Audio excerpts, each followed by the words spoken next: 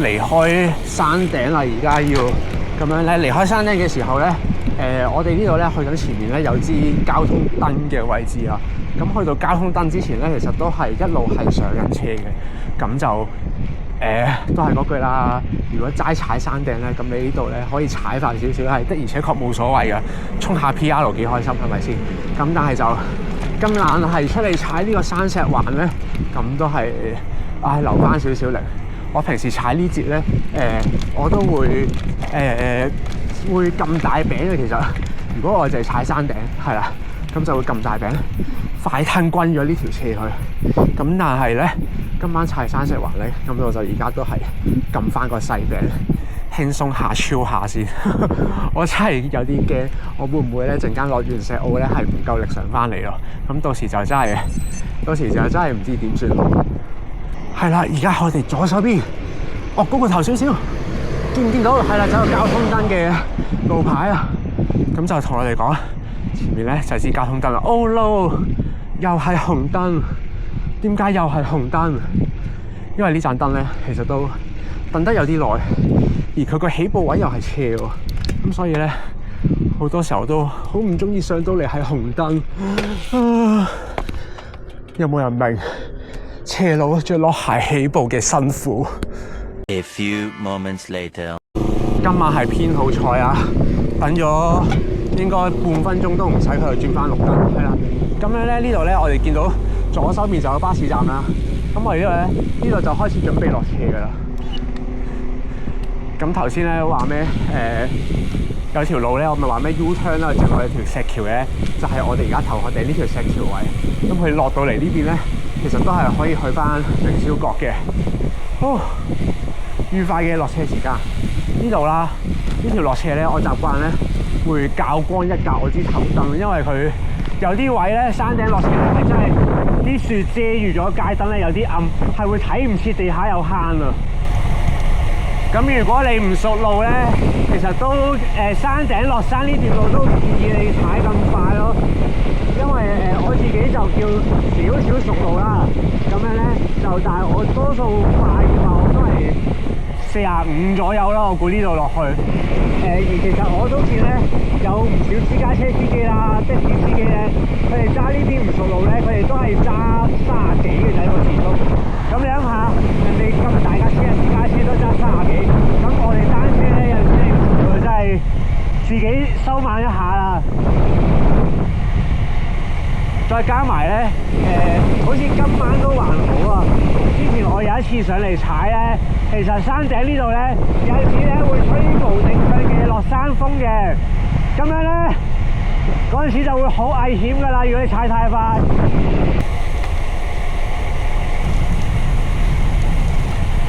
落到嚟啦，落到嚟呢度油站，係啦，需要補給就自己哎呀好凍，自己上入去補給啦。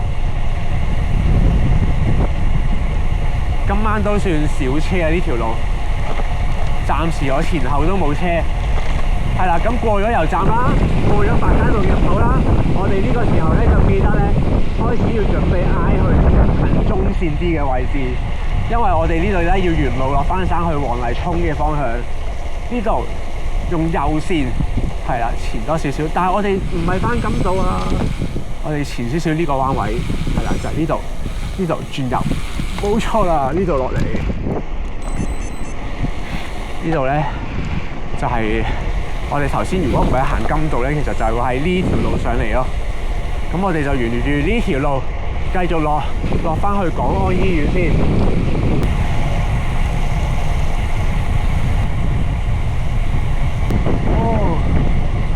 終於翻到嚟港安醫院嘅位置啦。咁樣咧，我多數習慣咧見到港安醫院牌牌咧，就開始會慢慢剎一剎車，收慢架車，咁就費事咧嚟到迴旋處呢度咧就收唔切衝出去就麻煩。係啦，咁嚟到迴旋處呢度啦，我哋就去翻黃泥涌峽道嘅方向，翻咗黃泥涌先。上呢個黃泥涌道咧，我都覺得其實慢慢上就得㗎啦。頭先玩完山頂咧，對腳都會有啲攰噶嘛，係咪先？俾自己做下翻一個廢人慢慢上。因為佢個坡度就因為斜咧又唔係好斜嘅，就 keep 住我諗6% 6至7% 居多咯，係有幾個位係8% 咁樣，咁就但係都考慮到之後嘅路程咧，我就會揀撳輕兩格，踩輕鬆啲先。而家咧，我哋喺黃泥涌度踩咗，可能我諗我踩咗3分鐘左右。今日咧就會喺我左手面，而家我嘅左手面就會有個法國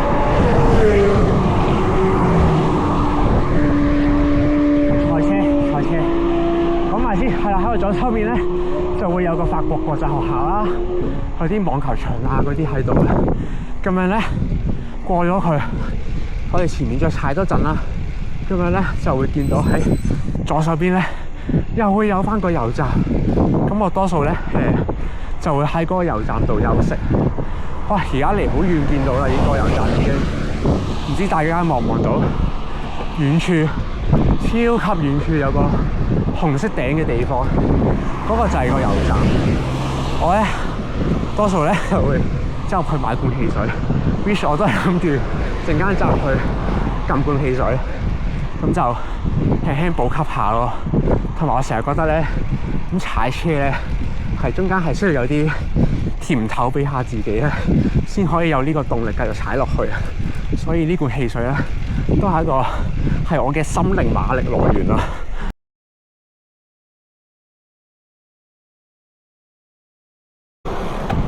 喺油站補給完咧，咁我哋就繼續出發，而家就去下一個景點石澳。咁樣咧，我哋就沿呢條淺水灣道啦，一路落到去淺水灣嗰邊先啦。咁樣跟住咧入到去咧，我哋就沿翻呢個深淺赤石嗰條路線咧，就會入到去石澳咁樣咯。係啦。咁呢啲路線咧，其實都山多。山路彎多路窄，咁就大家踩嘅時候就自己小心留意下啦。係咁，淺水灣道咧就其實都冇乜懸念㗎，好似你見到環島啦，一條路一路上，咁就上到落底咧就會有個迴旋處嘅，咁嗰度先會有個分叉路口啊。好，落到呢個位記得收慢少少啊！見到前面迴旋處，因為咧。我哋呢個位出嚟係有啲輸蝕㗎。我哋右手邊出嚟嗰啲車咧，多數啦，即係以我住南區咁多年，見到多數嘅情況下咧，都係比較少會收慢，跟住就佢會 assume 係我哋落嚟嗰啲部車咁樣咧，直衝咗出嚟咯。咁如果我哋又唔收油咧，而嗰邊有車，佢又唔收油咧，咁大家就炒埋一碟㗎啦。咁其實而家就入翻去淺水灣道咁。深淺赤石嗰條路咧，都係呢度咁樣入去㗎啦，其實。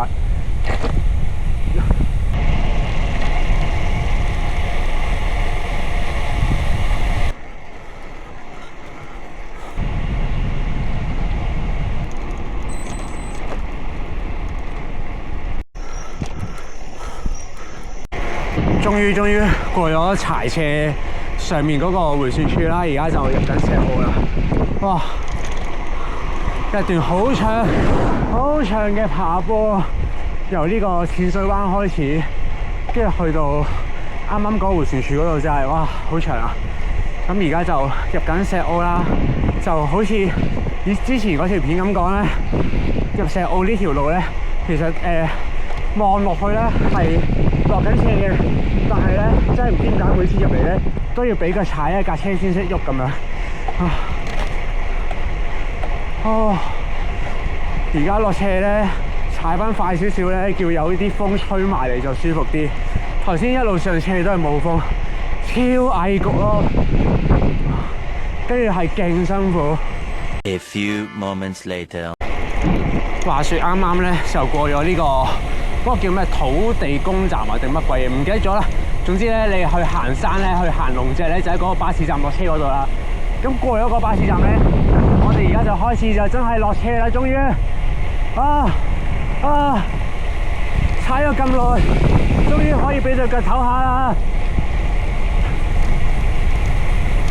我哋前面咧就會經過呢個鶴咀個入口啦。係啊，而家就係喺我哋嘅右手邊就係鶴咀個入口，咁我哋就繼續直去。咁呢度我哋一路直落啦，咁但係就記得咧車速就唔好太快啦。應該係過埋而家呢個彎，係啦，咁就真係要開始收下油啦。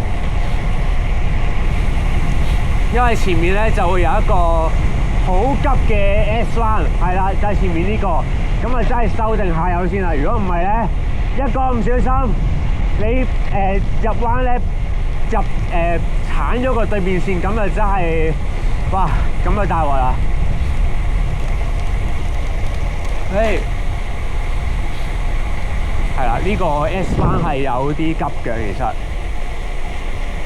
我記得我第一次踩入嚟石澳咧，都係有個朋友提我，記得呢度要收咗油先。咁過完呢個 S 彎咧，咁你就真係可以愉快地衝落去。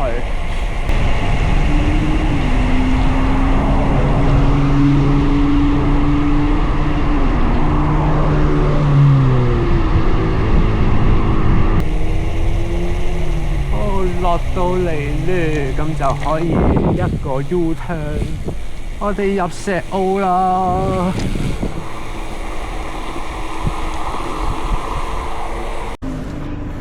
係啦，終於嚟到呢個石澳啦。咁就石澳呢度咧，就係我哋第二個景點啦。咁就而家幾點啊？而家係凌晨嘅1點半啦，咁樣就如果早啲入到嚟咧，咁其實就喺石澳呢度咧係可以有補給嘅，我記得係可以即係買啲少少零食啊、魚蛋燒賣嗰類嘢，咁但係而家1點半鐘就冇呢個可能性啦，咁就喺度稍作休息咯。都可以講講喎，其實換隻手先，係啦，咁樣咧因為其實我之前不嬲踩開山石環呢條線咧，咁就嚟到石澳咁就已經體能都已經消耗咗不少㗎啦。咁就我多數咧，所以我多數就等我攞下先。攞到係啦，我會咧隨身咧就會有2包呢個啲 Power Gel 喺身嘅，咁就睇下入到嚟石澳就覺得如果真係嗰個狀態麻麻地已經覺得攰啦，咁就會喺度拍翻條 gel 先咯，咁樣就起碼俾自己可以踩翻出去啦。因為其實講起呢個補給，又可以再講多少少，就係我多數咧踩呢個山石環嘅路線咧，就會定咗有個大嘅補給位，就會喺呢個鰂魚涌啊，或者唔係鰂魚涌，黐線，喺呢個筲箕灣或者炮台山嗰邊咧，咁就有啲24嘅麥當勞咧，咁就可以去嗰邊買少少嘢食咁嚟補給嘅，咁就喺度可能食條 Power Gel 都係為求可以頂到出去呢個港島東區嗰邊，咁就可以食啲飽肚少少嘅補給咁樣咯，係啦，就係咁樣啦，咁就係咯，喺度休息陣就出發啦。而家休息夠咧，咁就係時候調翻轉頭出去啦，咁就都係去翻頭先柴斜頂嗰個迴旋處咯，咁就。但係去到迴旋處咧，我哋就會轉，即係到時就會轉右，就會向柴斜嘅方向進發啦。咁而家就慢慢碌出去先。呢條路咧都唔短得去邊，我想講，都係一段慢慢爬坡嘅折磨啊！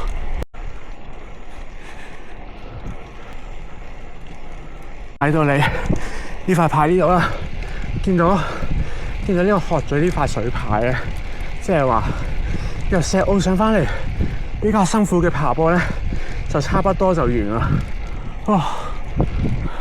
啱啱個坡度咧一路都係5到6% 左右咯，咁樣就其實咧，即係就咁當普通踩咧，我覺得5-6% 又唔係啲咩好辛苦嘅斜路嚟。咁但係咧，考慮到我哋之前有紮咗個山頂喺度咧。咁樣就啲體力就真係爭緊啲。我睇下先嗱，我而家咧已經爬咗963米啦。咁爬咗963米，踩咗41公里，咁 keep 住呢個5-6% 左右嘅坡度咧，都有點而辛苦其實。而家見到前面嗰塊藍色牌啊，藍色路牌寫住巴士站，係啦，咁樣咧見到佢即係話咧，我哋嘅爬坡石澳上嚟辛苦嗰節爬坡咧就已經踩完㗎啦。咁樣咧之後咧就係愉快嘅，你當平路啦，係啦，愉快嘅平路時間。咁但係呢個平路時間咧，佢都係有1-2% 嘅坡度喺度，其實咁就又唔係真係完全平路咯。咁呢段路咧，如果係直接翻屋企咧，我就一定奔出去㗎啦。咁但係咧，考慮到咧，其實今晚出嚟踩呢個山石環，我仲有節環島等緊我，咁所以咧都係留翻啲力先。而家真係蓋會時速得個22咋，陰公。之前跟人踩呢度出去咧，跟住亦都係拉緊呢個20尾3頭咁樣出去，而家得翻22、23，陰公豬。A few moments later. 終於翻到嚟啦！而家右手邊咧係啱啱過咗嗰個懲教處啦，同埋呢個嗰年神國墳場上嚟嗰條路啦。咁樣咧，你見到呢兩樣嘢咧，即係話我哋就嚟翻到連住柴斜嗰度嗰個迴旋處啦。哦，我踩咗幾耐啊？真係唔知，應該都起碼有10分鐘呢節路。咁樣就我哋前面陣間喺個迴旋處度右轉啦，咁就會繼續爬坡同埋爬坡，係啦。咁爬多段坡咧，就會開始，咁到咗頂就可以上落去柴車啦。呢度冇車，今日個軚真係爭緊啲，有啲攰嘅感覺。呢度爬坡就慢慢嚟啦。咁輕多格，呢度咧佢坡度咧，我印象中好似係6至8% 左右啦，係啦。咁其實咧呢度咧，我相信個鏡頭影唔到，但係咧你個人踩緊嘅時候咧，你向右手邊望咧，咁樣咧你會見到一排嘅街燈。咁其實我哋都係沿住街燈個方向踩，跟住踩下你就會好絕望，見到點解咁遠都仲有街燈㗎？點解離我咁遠嘅支街燈？我真係要踩過去，仲有咁遠，要爬咁多坡，你係咪玩我啊？係條路玩你。呢節路嘅爬坡咧，其實都要小心啲，特別係夜晚嚟踩嘅話，因為咧我哋踩單車咧，好多時候咧，我哋都係要挨咗咁行㗎嘛。咁但係呢節路咧，佢嘅左手邊咧，其實係唔知點解你咁多年咧，都係有啲爛嘅。咁就有啲位咧，佢係哇呢個渠蓋位就係啱啱咧就係個渠蓋邊啦。咁就多咗條坑喺度，跟住咧前面咧有幾個渠蓋仲過分，我記得係佢係有個坑渠窿咧係冇咗個蓋咯。跟住你一個唔為意咧，對咗落去咁就 GG。日頭還好，日頭易睇啲，夜晚真係難睇。咁所以就如果呢邊唔熟路咧，就一係就唔好挨太左。咁你被逼要挨得好左嘅時候咧，就撳光啲支燈咯，咁就容易睇到有冇伏位喺度。真係唔知點解呢條路長年都係爛嘅。說時遲，那時快，過埋前面呢個彎位咧，就應該係呢節爬坡最頂嘅位置啦。可能真係咧，以前好新手踩呢邊咧，踩環港島踩呢邊咧，太痛苦嘅回憶。跟住咧就硬係覺得呢節路咧，其實踩好長。而家咧講下嘢就到咗啦，已經。到啦，到個頂位啦。咁樣咧呢個時候啦，又係記得撳翻重你個齒比啊。咁樣就落斜咧，控車都容易啲。落車啦，落柴車。哇！辛辛苦苦爬完一大段坡，而而家終於有得落車啦，咁就當然係落得好開心啦。我嗰晚我睇翻馬錶呢，其實我落呢條斜我嘅時速都係around 4尾5頭左右嘅，咁都唔係一個比較慢嘅速度啦。咁但係都要提醒下啦，咁如果你唔熟路呢，咁最好都唔好踩咁快啦，因為始終佢都係一條比較窄嘅山路啦，咁就都多彎多慢點嘅，咁就唔熟路呢，就好易波勾咁派出去啊，或者可能撞到啲即係撞嘢啊、入坑啊嗰啲咁樣咯，咁就自己小心啲啦。好啦，嚟到呢個位記得開始真係收翻慢少少啦。如果唔係陣間去到燈位你停唔切咧，咁啊真係大鑊啦。呢度我會挨左線，因為我落筲箕灣方向去。柴斜頂倒着，係啊。好，而家就真係落柴斜啦。咁柴斜呢條路咧，其實咧我真係覺得無論係上定落都好咧，都係有啲麻煩嘅。嗱，咁上咧就去 keep 住咧，都係around 10% 左右咁樣啦。咁所以咧，其實都係會有啲辛苦嘅。咁至於落咧，即係好似我而家呢個方向落咧，煩啲咩咧？落斜我唔係好開心咧，流斜落去都得啦。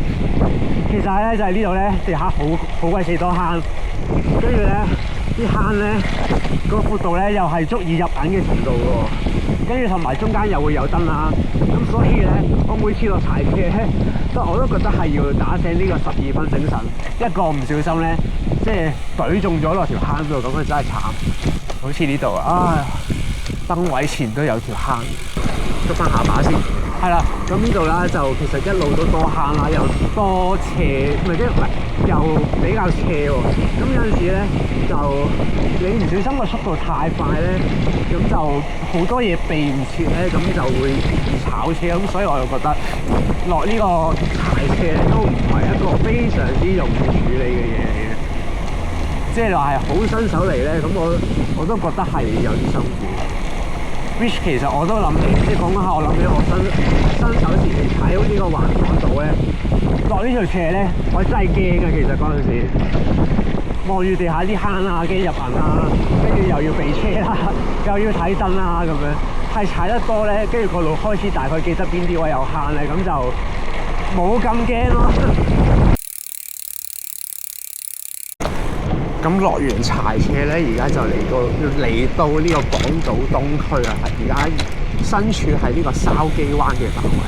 咁樣港島東區咧，呢一節路咧有啲咩特色咧？佢嘅特色就係多燈啦，同埋好多燈咯。咁就要瘋狂落腳咁樣咯。係啦，呢度有紅燈啦。咁喺港島東呢邊咧，即係既然佢咁多燈啦，咁多數咧我呢節咧其實係會踩得比較慢。咁就當係喺呢個南區嗰邊啲山路咧，搏鬥完一輪咧，好等啦，出少少先，而家夜晚冇車，係啦。咁就南區啲山路搏鬥完一輪之後咧，就可以喺呢邊叫做踩慢啲，俾對腳休息下咯。就我而家係咯，我而家時速20都冇啊，該會。A few moments later。其實咧，我哋跟住呢條電車軌一路行啦，咁就好快嚟到呢個西灣河嘅地方。咁樣咧，你真係好肚餓咧，喺西灣河呢度咧，仲有個好正嘅補給地方叫泰安樓。咁你就呢度斑馬線過對面啊，再過喺對面呢度就泰安樓啦。咁入面都幾多宵夜可以食，係啦，咁就係咯。麥當勞都幫你唔到嘅，你唯有去嗰度解決啦。太古嗰附近啦，就係嗰個怪獸大廈啦，係啦 ，N 年前變形金剛喺嗰度拍嗰度啦。咁點解要特別 mention 呢個地方咧？就係咧，唔知大家望唔望到左上角有個麥當勞 logo？ 係啦，而家我哋左手邊咧就有間24嘅麥當勞嘅，都係一個我幾經常去嘅補給地方嚟嘅。就係呢一間麥當勞啦。咁呢間麥當勞都係佢夠大啦，又坐得舒服，跟住就係咯。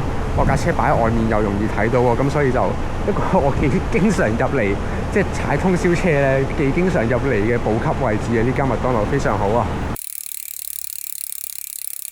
咁離開太古之後呢，咁我哋就會繼續一路直去啦，順住咁就經過呢個鰂魚涌啊、北角啊同炮台山嘅。咁嚟到呢3個地方嘅時候呢，大家記得留意清楚地下啲箭嘴啊，因為我哋平時即係落馬路踩單車呢，我哋多數都係挨左線咁樣踩噶嘛。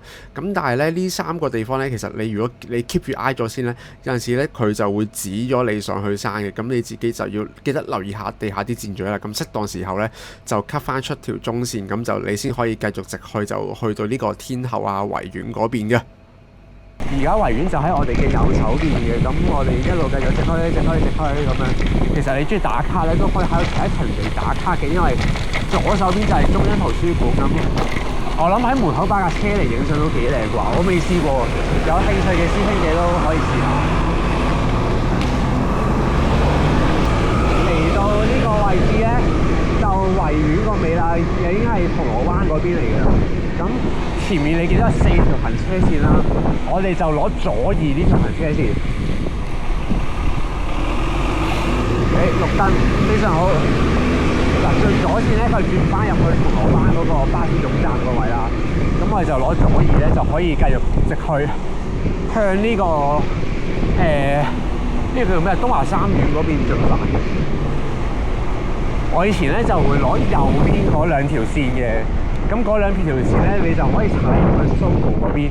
咁但係 Sogo 嗰邊咧就比較多燈咯。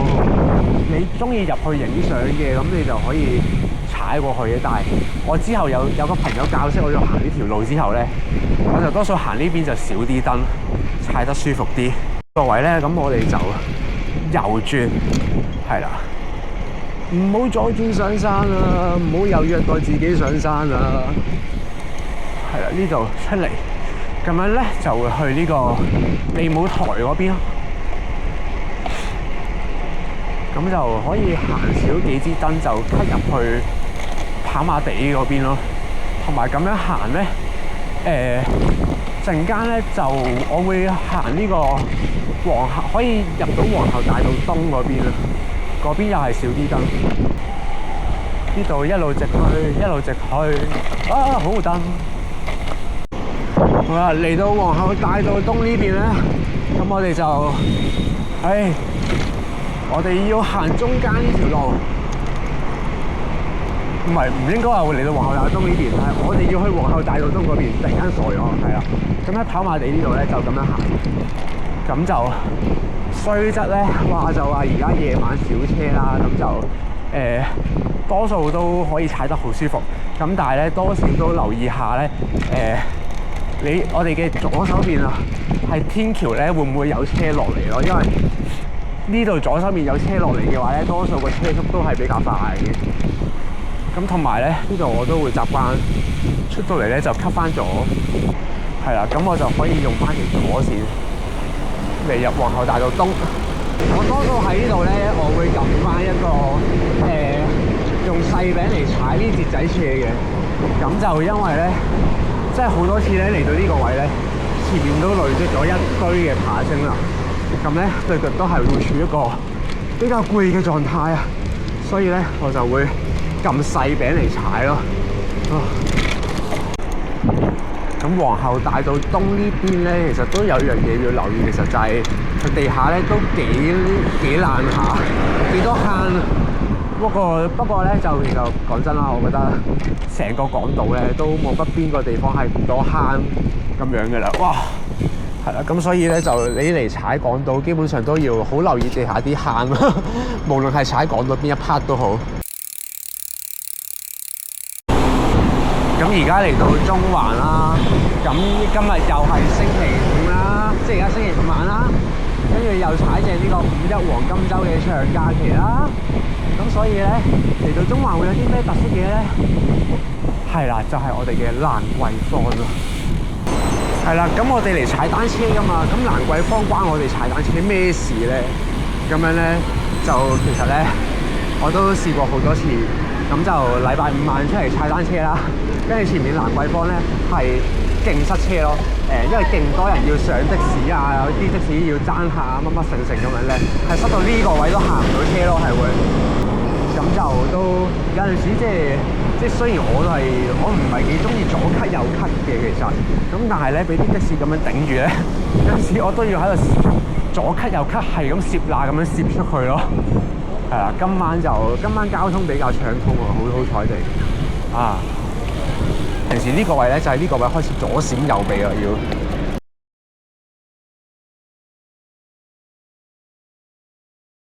啱啱就已經左閃右避咗一輪啦。我有架的士突然間喺我前面急停上客咯，跟住我都其實連禮拜五晚啊，或者啲假期嘅時候咧，嘅夜晚嚟到蘭桂坊附近呢一帶咧，就自己小心執生啦，真係險象環生啊！咁過咗蘭桂坊一帶啦，而家咧條路咧就會行得舒服咗好多噶啦，冇喺蘭桂坊嗰附近咧咁混亂啊個行車情況。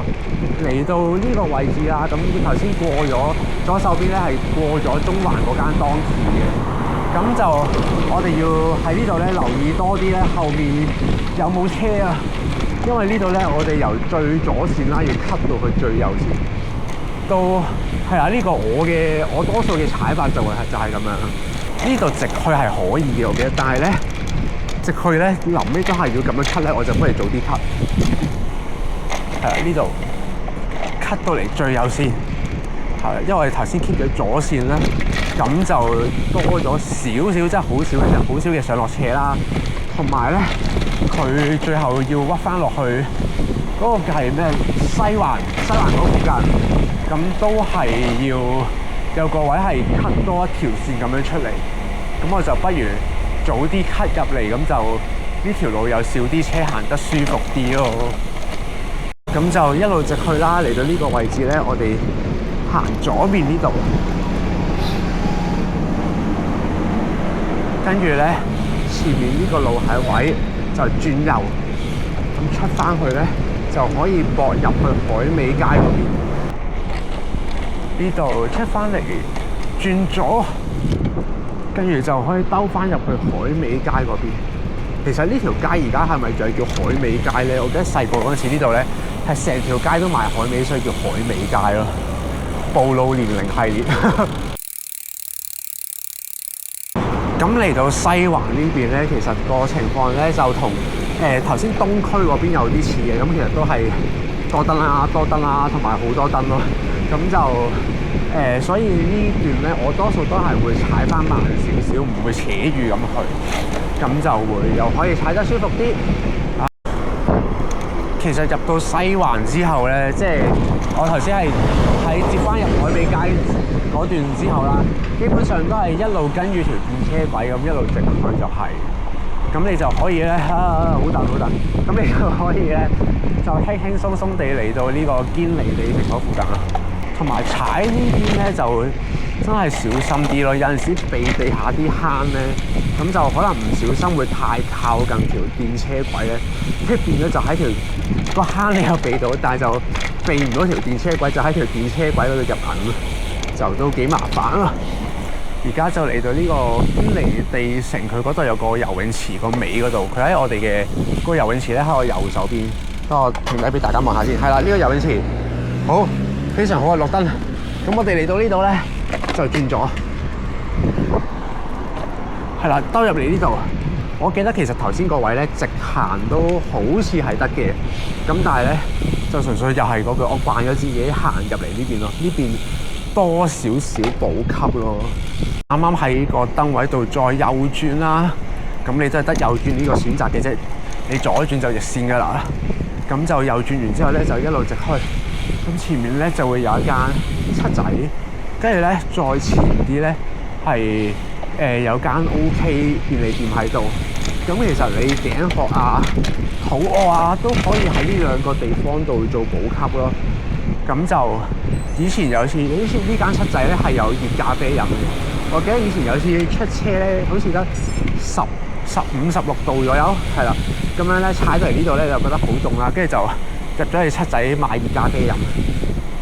其實嚟到呢邊咧，都仲有幾個燈位啦，有幾個十字路口嘅，咁但係咧我哋都唔需要諗咁多噶啦，一路直去就啱噶啦。一路直去咧就可以去到呢個域多利道嗰邊噶啦。A few moments later. 而家就搭上，唔係應該係準備搭上呢個域多利道翻屋企啦。好感動啊！係啦，咁平時咧，我同啲朋友嚟踩咧，咁多數其實域多利道呢度咧，翻屋企呢條路都係均住咁去噶啦。咁但係咧，又係嗰句啦，去到咧，我而家紮咗幾多爬升喺度啊？已經紮咗1132嘅爬升喺度啦。咁所以咧，我陣間呢段域多利道嘅上車咧，都係會選擇咗一個廢青，我會撳細餅慢慢上，攰㗎，會攰㗎。過埋前面呢個安全島咧，就真係開始上車啦！好蹬，撳細餅。Yes, I love 細餅。細餅 is my good friend。好啦，後面飛輪都再撳輕埋，哇！太舒服啦，覺唔得？好似俾唔到力咁。好，因為我哋呢個域多利道咧，翻去南區嘅方向啦，咁就都係呢一節路咧，要留意多啲地下，因為咧呢度係一個前面有個垃圾收集站，咁就平時咧好多超級多垃圾車經過，咁樣咧就刨到地下好多坑嘅，咁所以咧就小心啲，留意下，唔好唔小心一嘢懟咗落個坑度。有啲坑都之前見過好大個，好似呢度咧，啱啱我左手邊就有個好長嘅坑喺度，哇！呢度又有坑，係啊，哇！好多坑地下。咁呢度過咗嗰個垃圾收集站個入口就會路面情況就會即刻豁然開朗，少勁多坑，真係咧踩咁多年呢條域多利道咧，係真係得呢個位係特別多坑。有朋友試過咧，專登123咗幾個月，咁終於有政府有填翻平啲坑啦。咁隔咗冇耐咧，啲坑又出過晒嚟，咁所以其實都自己小心咯。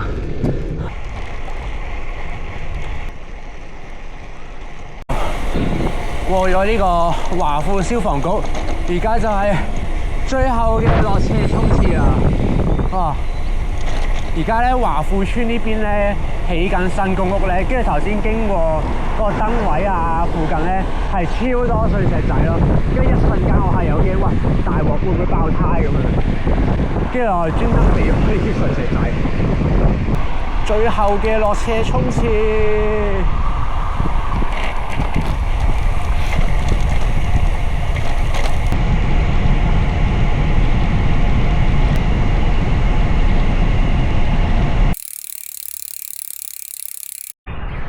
終於咧就翻到嚟香港仔呢度啦，咁就啱啱停咗馬標啦，咁就睇翻馬標咧，就今晚就呢個山石環就由香港仔出發啦，就兜咗個圈翻到嚟香港仔呢度，咁就71公里，咁總爬升咧就1200幾，咁我嘅ellipse time 啦，咁就係4個鐘頭38分左右嘅好似，咁就當佢4個鐘頭9個字啦，好似易計啲咁樣，係啦，咁就山石環呢條路線呢，咁就我都相信絕對唔係一個新手 friendly 嘅路線嚟㗎啦。咁你都聽到其實路程都有啲長啦，咁就同埋就亦都個爬升都係有啲多嘅，咁就即係如果你話齋踩山頂呢，又好似好容易喎；齋踩石澳呢，又好似好容易喎。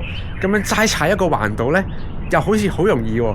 咁但係其實呢，如果你將呢3樣嘢呢加埋一齊嚟玩呢，咁就係一個幾有趣同埋都有啲挑戰性嘅路線嚟嘅。咁就如果即係師兄姐係有操開車啊，咁都對自己啲腳力啊、耐力有信心咧，都其實我覺得可以試下嘅。咁就但係就最好啦，真係夜晚凌晨鐘數或者朝頭早啲好早嘅時間嚟踩啦，因為始終即係你踩環島段咧，一入到銅鑼灣啊、灣仔啊、金鐘、中環嗰啲咧就一定多車㗎啦，日頭。咁就我都係，所以我次次踩山石環咧，我都係揀好晏11點幾先出發嘅啫。咁就所以係咯，就係咁啦。山石環都係一條我之前成日攞嚟練車嘅路線。咁就我哋之後下條片再見啦，之後再同大家介紹其他港島嘅路線。拜拜。